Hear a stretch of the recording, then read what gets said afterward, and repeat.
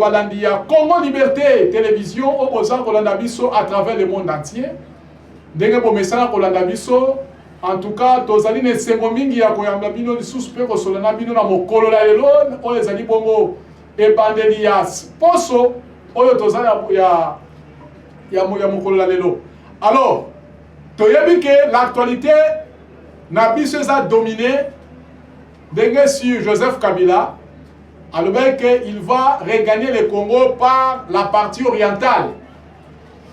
Mais il y a beaucoup d'enjeux, beaucoup de stratégies. Parce que Joseph Kabila, pour lui, il compte revenir au pouvoir par la force. Pour la Bango, pour le PPRD, parti où ils allaient actuellement suspendu de toute activité politique sur toute l'étendue du territoire national. Souci, il y a PPRD ça que va revenir au pouvoir. Nous avons vu que Kabila va apparaître dans Goma, Tomoni que Badjonoumi va apparaître dans Goma. Tout ça, ce sont les Batouas qui sont derrière ça, ce sont les libéraux belges et la France.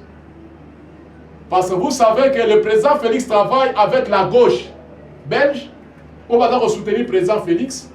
Et les libéraux belges et certains globalistes européens et occidentaux, bangonde moutoubaza ko amplifier toujours que en sorte que la situation est perdurée dans la République démocratique du Congo.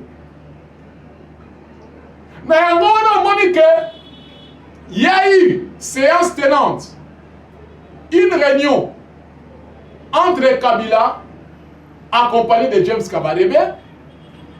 Alors, avec plusieurs chefs d'état-major, il y a des pays où ils ont soutenu Rwanda, comme le Kenya, comme l'Ouganda, comme le Congo-Brazza et le Rwanda. Dans la réunion, on a Kabila s'est tapé la poitrine de dire que il faut qu'il fonce. Il faut que l'attaque continue jusqu'à atteindre la ville-province de Kinshasa. C'est-à-dire atteindre la capitale. C'est pour cela que je suis en train d'alerter les services de sécurité. Voilà la pongité. Aujourd'hui, il semble qu'on vient de découvrir des tunnels pour servir la base arrière pour la Mobondo à partir de Kingakati. Il y a une tunnel, le tunnel Moko et Wuti Congo Brazza et Kingakati, Moussou c'est Wuti de Kingakati ti et Kingakati na Bagata. Donc, ici qu'à base, il y a Mobondo Zalaki. C'est pour cela que vous avez vu que quand Jean-Pierre Bemba disait que Mobondo c'est Joseph Kabila. Parce que Mobondo, ça a été un plan de Kabila de sorte que pour déstabiliser la ville-province de Kinshasa. Donc il avait mis beaucoup de plans. Il y a un autre pour alerter même le service de renseignement que ça a tout va atteindre aux concession à Kabila, surtout au niveau de la province de Congo central. Parce que Kabila a plusieurs concessions. Et c'est pour l'un comme des Bahati et des Kamel. Ils ont plusieurs concessions. Maintenant, ma concession belée. Et dans cette concession, il y a plusieurs militaires étrangers et plusieurs militaires rwandais. Il y a vraiment le gardien de terre, auto chef coutumier. Pourquoi côté Kaba vaste étendue? Il y a ma belle nabiso na babo comme étranger. Dans ma pays Moussou c'est ça les magatés. Il faut pas ça la révision, il y a loi foncière. Il y a mboka nabiso. Ben somo tali ba toa ba la somba bingi toujours au bord de la frontière. Pourquoi ba somba toujours au bord de la frontière? Parce que il y a des anguilles sous roche. Parce Parce qu'ils ont des agendas cachés. Na makambuana yango monike tozo ko bele nango à tout moment pour alerter l'opinion. Pour dire à l'opinion nationale, même au niveau du gouvernement, il y a quelqu'un qui est d'abord vigilant, surtout au niveau de la province à Congo central. Parce que Kingakani c'est plus de 3000 hectares. Comment un individu peut avoir plus de 3000 hectares et non? Ça, c'est un état dans un état. Bateau est aussi un phénomène mobondo. Bateau, il y a une bergerie. Sous forme de berger. Parce que niveau ya bandunduti, il y a disparaître. Le bateau est c'est ça que bateau est un phénomène mobondo. Phénomène mobondo même pendant Kabila était au pouvoir. Même il m'a les gars entre les Tende et les Nounous. Ils avaient toujours affaire à Batouane. C'est toujours dans cette histoire-là, entre les Batende et les Banounous. C'était les Rwandais qui ont phagocyté cette histoire. Il y a Yumbi. Et dans cette histoire-là, beaucoup de nos frères ont été tués. Plus de 10 fausses communes. Il y a dit qu'affaire Yumbi, il faut que la justice soit faite. Il faut qu'il y ait des poursuites judiciaires. Pour la Kamwaka, cours militaire qui était sur place, même fois même Senko, et qui était sur place pour enquêter. Batouana Makamego, les gars, inaperçu. Non. Non. Alors, Kabila, pour lui, il faut attaquer, avancer jusqu'à Kinshasa. Na titre Nabiso, Tolobi Boy. Coalition Sassou Nguesso et Joseph Kabila pour attaquer Kinshasa. Kabila, il a mis des moyens. Il a mis de l'argent. Il semble dans les centaines de millions de dollars. Dans les 500 millions de dollars qu'il a donné à Sassou Nguesso pour Brazzaville et servir comme base arrière pour attaquer Kinshasa. Mais comment attaquer même à partir à Pointe-Noire. Donc, et là, pour le service de sécurité, il faut faire un fonds en face. Mais il y avait une réunion stratégique. Rwanda a dit que par rapport aux sanctions les sanctions américaines au Basibi, ils comptent retirer leurs militaires parce que va perdre les militaires trop. Kobanda 2022, jusqu'à nos jours, le Rwanda a perdu plusieurs de ses militaires. Bah, même qu'on recourir même n'a pas prisonnier. Parce que les Rwandais actuellement, ils n'ont pas de militaires. Bah, comme il y a comme ça, usage de force. Maintenant, Kabila, ayant entendu cela, avec la Sud-Soudan, comme je vous avais parlé l'autre fois, avec la Sud-Soudan, il a tenté même de... Il a sollicité un militaire ougandais, Museveni, il a dit niet. Parce que Museveni, si il y a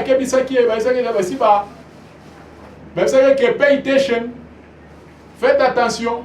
Pour ce que vous soutenir Joseph Kabila, tu auras chaud avec nous.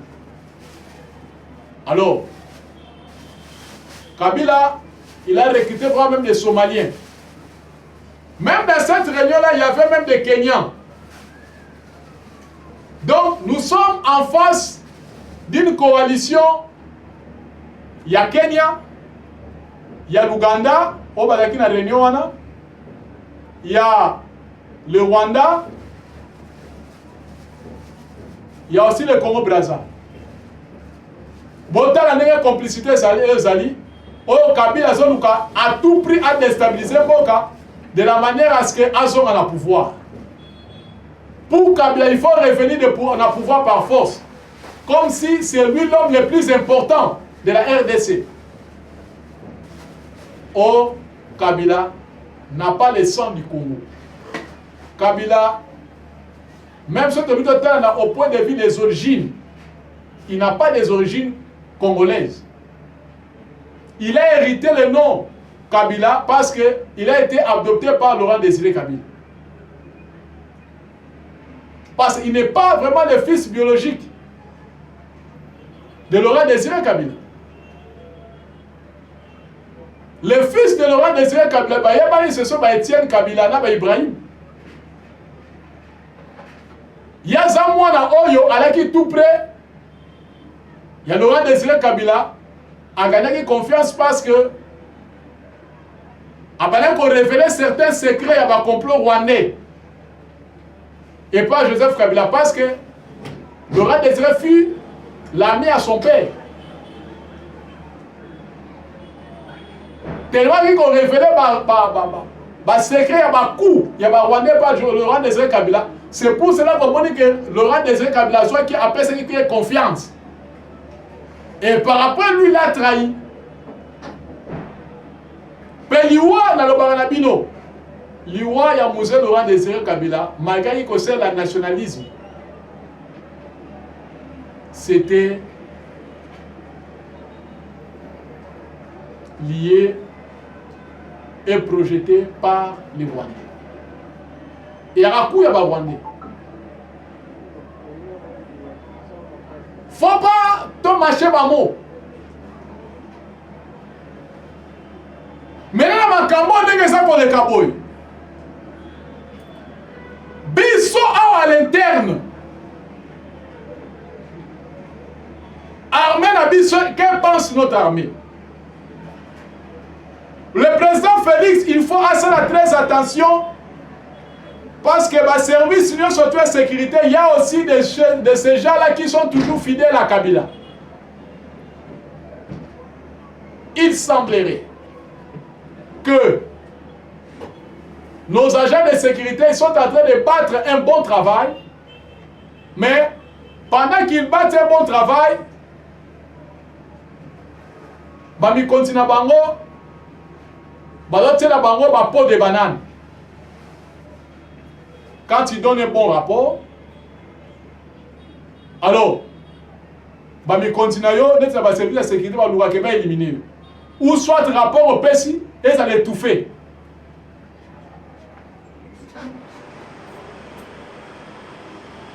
Parce que madame pour étouffer même information, on est vrai, on est fiable. Or, dans un service de sécurité, et c'est un bateau au bazar digne, et c'est un bateau au bazar fiable, au bazar intègre, et c'est un bateau au balini moka. Mais à combien plus forte raison de son bateau et on a service de la sécurité, que ce soit dans l'armée, que ce soit dans la police, qui veulent être au service de l'ennemi pour trahir. Ce qu'a fait Joseph Kabila, c'est en violation de l'article 6 de la loi portant statut des anciens chefs de l'État, conformément à l'article 5 et 9 de la Constitution d'Abissou. Il a violé. Même au niveau du M23, il voulait prendre le leadership. To bundi biso moko bila we oza leadership ne esimbate ba compagnie à Kabila Seki c'est Némi Mouilania, Janine Babunda, Tambwe Mwamba, Mouyej et Kikaya Bin Karoubi. On va là la ronde, on va la réunion. Tous ces gens-là, ils sont du PPRD. Mais auparavant, c'était les gens du PPRD à côté de Kouna. Adam Charles, PPRD. Yannick Chisola, PPRD. Henri Magie, PPRD. Voire même il y a une jeune femme, une jeune sœur là, il y a Ligue des femmes, il y a Lualaba. Il a aussi, l'avait rejoint aussi Nang. Mais Bassama Lukonde, Bassama Sambla, oh non! Nathalie Lukonde, elle a zande konangaïté. Qui t'a posé la question? Qui t'a posé la question que Nathalie Lukonde a dégonné? Pour dire que c'est le pépère de Maloba, il y a Eric Kuba, et sur forme. Maloba, il y a moi, sur Olive Lembe, et sur forme. Mon mari va revenir. Mon mari travaille en silence. Mon mari, c'est un ancien militaire. Le Lomoni. Maloba, on est là, Kabila à apparaître comme chef rebelle, il y a M23. Cour constitutionnelle. Bon tardé, il y a aussi la poursuite. Kolongola Kabila, militaire comme ancien chef d'État. Kolongola Kabila, qu'on poursuive pour usurpation d'identité. Parce que Maman Sifa n'a jamais fait des jumeaux dans sa vie. Je vous avais parlé l'autre fois, en 1971, Maman Sifa, Mahania, fut une femme mariée à un compagnon de Musée Laurent Désiré Kabila, à la personne de Michel Lokoma. Michel Lokoma, qui est-il? Ce sont des gens comme recruteurs. Il y a des jeunes, dans le moment, il y a guerre, il y a MOBA 1, il y a MOBA 2. Michel Lokoma, on l'avait, qui ensemble. Na compagnon Moussous ya musée, na remaki, il défonce Mosango.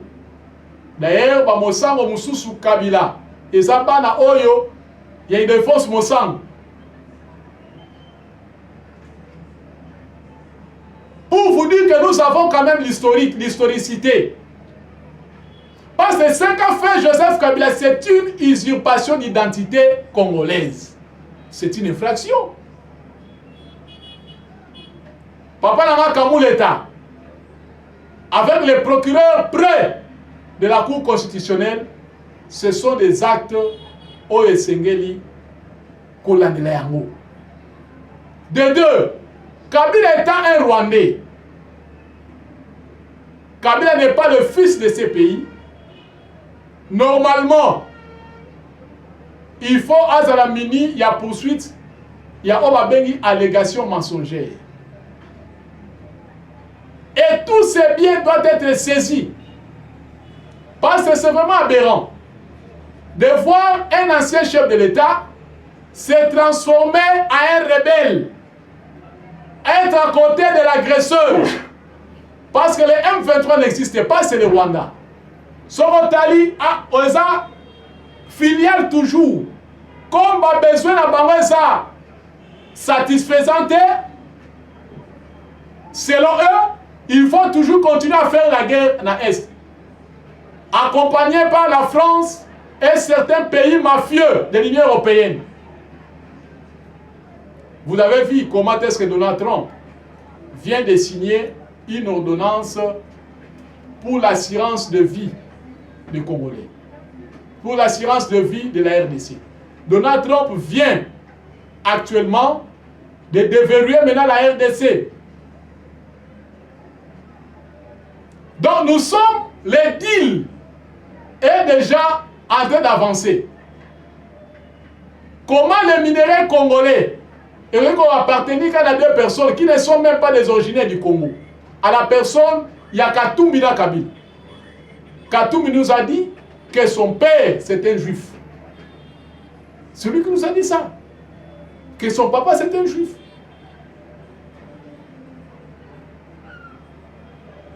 Sa mère, c'est une Zambienne.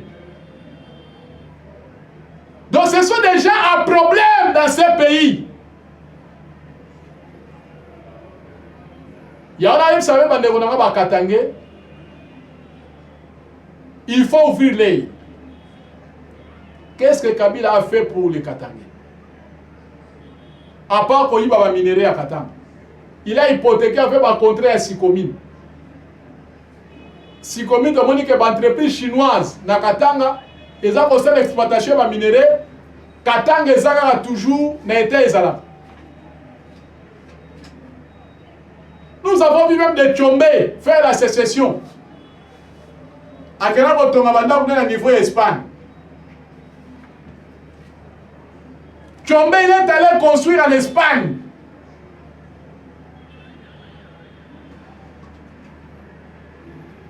Donc pour vous dire que bah minéraux oyo et c'est pour les Congolais. Sur cette affaire, ça ne sert à rien de dire Oonga naza Mukongo, Oonga naza Muyaka, Oonga naza Mbuza te. Oonga naza Muluba, Oonga naza Munande, Oonga naza Murega. Non, ce n'est pas le moment. Nous sommes dans un moment, il y a unification du Congo. Nous devons être unis pour bouter l'ennemi dehors. C'est ça notre rôle. C'est ça notre détermination. Parce que l'heure est tellement grave. On félicite encore une fois de plus. Kabila Ingara Somba sous Wazalendo. Wazalendo ils ont dit niet, soit top au maillot que tous sont bons na yo. Des millions de dollars proposés à la générale Yakutumba. Il a refusé. Kabila tient un moyen pour céder ou vivre dans Fizi. Pour avoir un moyen de recourir dans Katanga. À partir de Kalemi. Mais il n'a pas pu. Il y a un service de sa sécurité pour renforcer la capacité. Surtout, je demande au ministre de l'Intérieur qu'on a la pongité papa la mission Jekme Chabani. Faut pas dormir. Faut un service de sécurité à la bongo à la hauteur.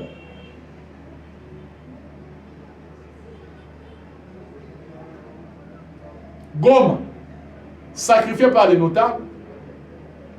Bukavu, sacrifié par les notables. Voire même les notables. Yakisangani était dans le coup, Yakokwesa Kisangani. Vous savez une chose, les notables de Kisangani, ce sont des grands sorciers. Pour les avoir raté, bon, Yakokwesa, ville Nabino Pona Mbongo.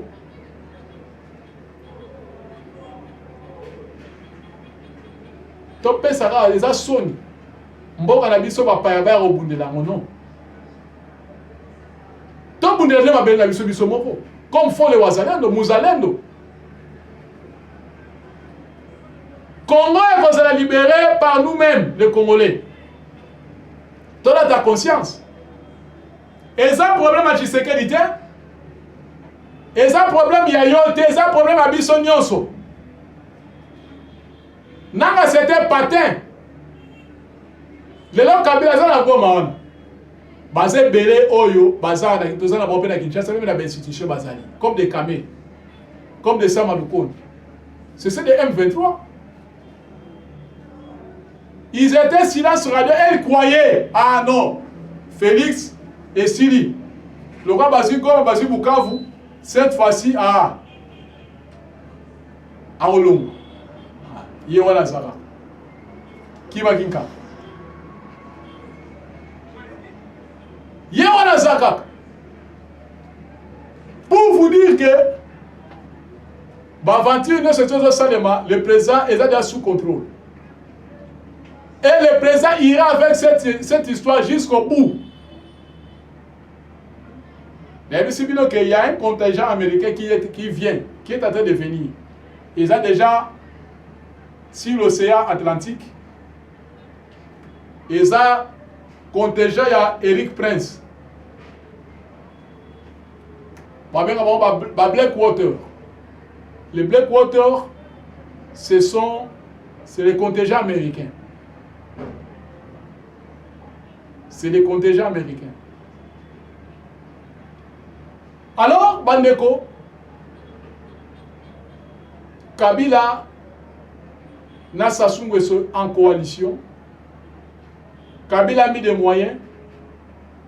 Il veut acheter des militaires congolais pour n'avoir Bundelaye, pour attaque.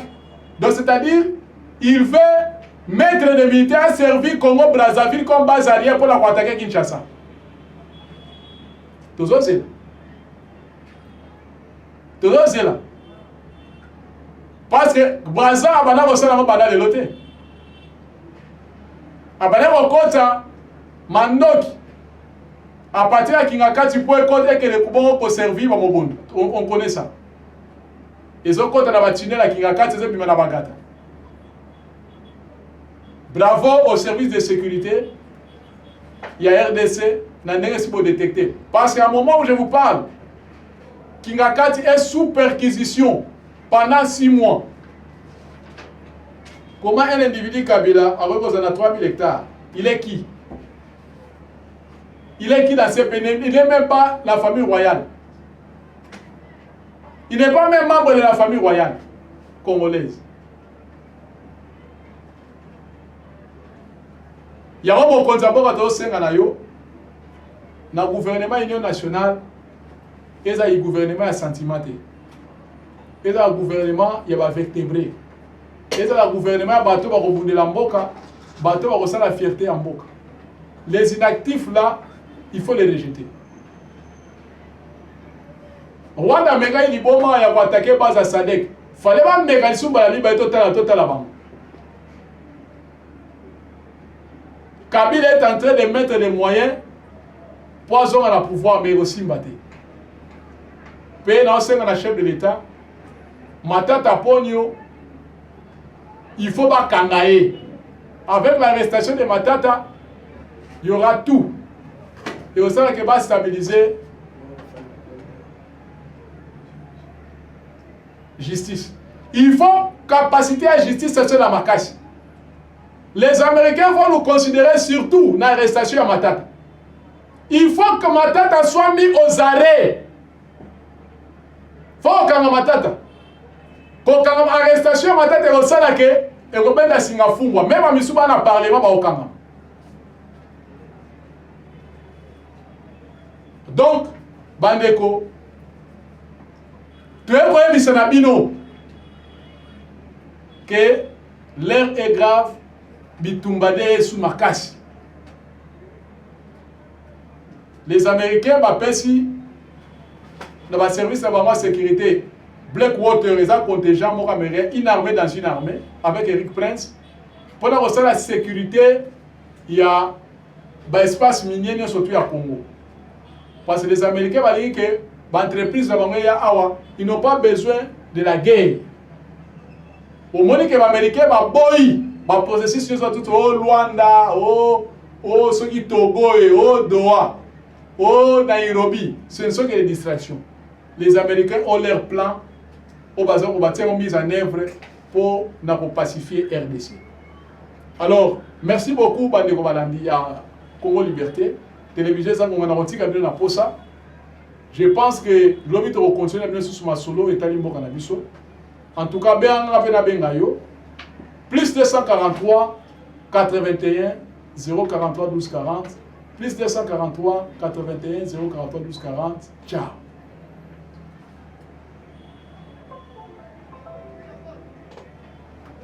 Ciao.